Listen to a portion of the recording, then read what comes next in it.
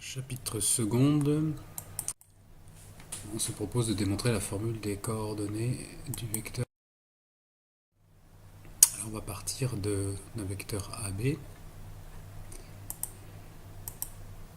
Une propriété nous donne les coordonnées du vecteur AB, ici notées en ligne, xb moins xa, yb moins ya, en fonction des coordonnées du point A et du point B.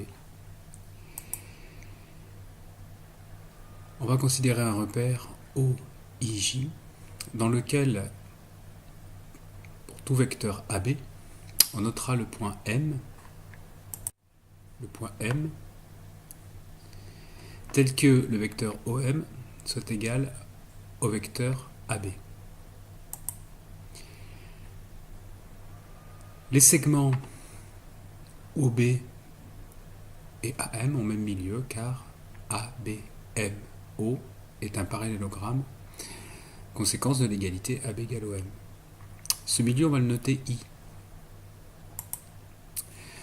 Les coordonnées du point I s'obtiennent par la formule des milieux. D'une part, I est le milieu de OB, et l'on obtient XI est égal à XB plus XO, c'est-à-dire 0 sur 2, donc XB sur 2, et YI, YB sur 2. Et d'autre part, I est le milieu du segment AM, et donc la formule des milieux nous donne XI est égal à XA plus XM sur 2, YA plus YM sur 2 pour YI.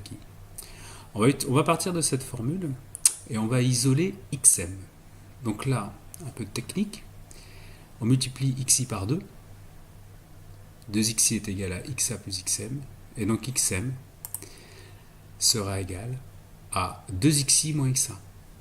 En remplaçant XI par sa valeur, ici, j'obtiens XM est égal à 2XB sur 2, c'est-à-dire XB, moins XA, et on a la formule que l'on voulait démontrer, XB moins XA est égal à XM.